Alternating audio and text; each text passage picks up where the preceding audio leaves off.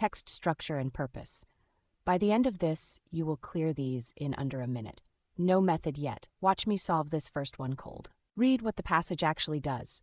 A boat enters, the gate seals behind it. Water pours in, the boat floats upward. The gate opens and it leaves on water it could never have climbed. Every sentence is one step of the same operation, and nothing else is happening here. So before we touch the choices, say the point in your own words.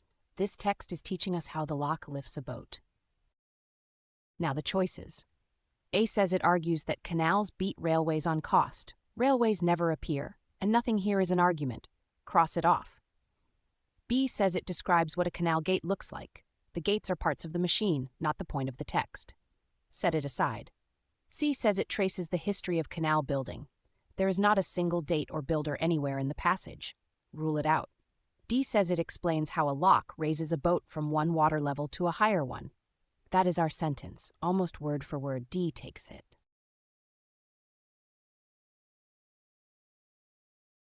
D wins because the passage does one job the whole way through. Walk a process from start to finish. Every trap grabbed something true from the text and called it the point. The printable practice set for this exact type is free and pinned below. Subscribe and you will catch the next drop. Here is the system I just used. Check 1. Name the job, whole text or one part. Main purpose and overall structure are whole text questions. The function of a sentence is one part. Fix your scope before you read a single choice. Check 2. Say the author's move as a verb. Explain, portray, concede, complicate, what the author does, not what the passage is about. Check 3. Predict, then verify every clause. Match your sentence to a choice and confirm every word of that choice is supported. Question 2, and the stem changes on us. Check 1. Name the job. It asks for the function of the last sentence, so our scope narrows to one part. Read only that line. Near the bottom, the weight of all that ice squeezes the oldest layers so thin that the separate years smear together. Now look at what came before it. 2 sentences of everything a core can do. The word, though, turns the passage. So the move is to fence the method, to say where it stops working. To the choices, A says it introduces a rival method for very old samples. There is no second method anywhere in this text. Strike it. C says it explains the equipment used to pull cores from deep ice. The sentence is about what pressure does to ice, not about drills. That one is out. D says it argues that conclusions drawn from cores should be thrown out. Far too strong. Naming one boundary is not discarding the method. Knock it down. B says it notes a limit on the record that ice cores can supply. That is the fence, exactly. We keep it.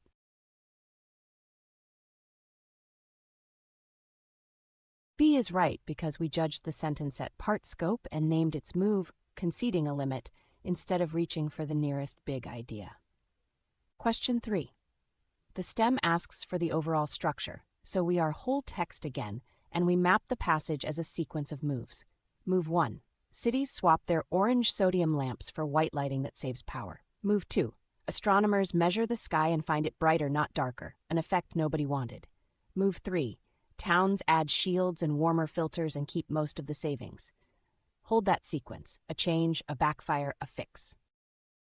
Check 3. Predict, then verify every clause, and on structure questions you test them one at a time. B says it defines a technical term, offers 2 examples, and calls for further study. Nothing is defined and nobody asks for more research. 2 invented clauses. Out. C says it describes a disagreement between 2 groups of scientists and declares one of them correct. There is no disagreement here and nobody is declared right. Away it goes. D says it poses a question, tests an answer in an experiment, and reports the result. One measurement is not an experiment, and the passage opens with a change, not a question. Eliminate it. A says it presents a change, reports an unintended effect, and describes an adjustment made in response. 3 clauses, 3 matches. A holds.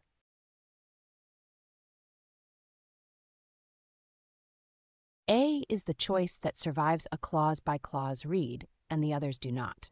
That is the whole game on structure questions. A choice can be 2/3 accurate and still lose. Question 4, and this is where main purpose gets expensive. Check 2. Say the author's move as a verb. Look at what the details have in common. The guide belongs to her father. The margins are his handwriting. She has outgrown the book. She can name a bird by the shape of a wing at half a mile. And still she reads a page aloud every morning, and she leaves his mistakes exactly where he wrote them. None of that is about birds. All of it is about the man who filled those margins. Predict to portray a woman holding on to her father through his book. Now the choices, and 3 of them are built out of true sentences. A says the purpose is to explain how experienced birdwatchers identify seabirds at a distance. She can do that, but the line exists to prove she does not need the guide. 1 sentence is never the purpose. Cross it out. B says it argues that printed guides stay more reliable than memory. The passage says the reverse. Her memory has outrun the book. Rule it out. D says it describes the seabird colonies along the coast. The coast is scenery, and we never learn one thing about a colony. Set it aside. C says it portrays a woman for whom a worn guidebook has become a way of keeping her father near. That is the move. C stands.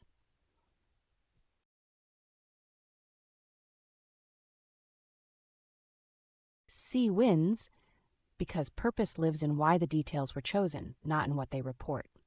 A and D both name real content and miss the reason it is on the page. Question 5, the hardest of the day, and it turns on one phrase. The stem asks for the function of the second sentence. It is true that most of those trials ran only a few months, and novelty alone can lift performance for a season. Notice how that sentence opens. It is true that. That is a concession flag. The author is handing the other side a point on purpose. Then look at what follows. But the firms that have kept the schedule for more than a year report that same steady output. The word but takes the point straight back, so our sentence is the setup for a counterpunch. Check 3. Predict, then verify, and every trap here is about which sentence you're standing on. A says it states the conclusion the author reaches. The conclusion is the final sentence, the one that opens with but. Right idea, wrong element. Cut it. C says it offers an example of one firm that kept the shorter schedule. No company is named in this sentence. The closest thing to a case arrives at the end, off the board. D says it defines what supporters mean by output. Nothing is defined. The sentence is about how long the trials ran. Away with it. B says it grants a weakness in the evidence that the author then answers. That is the concession in a single line. B earns it.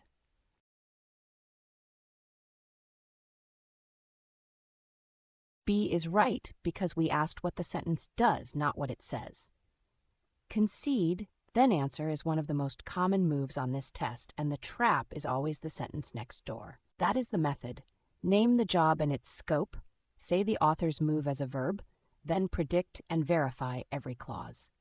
10 fresh questions of this exact type are waiting in the printable practice test, linked in the pinned comment. Subscribe, and I will see you in the next one.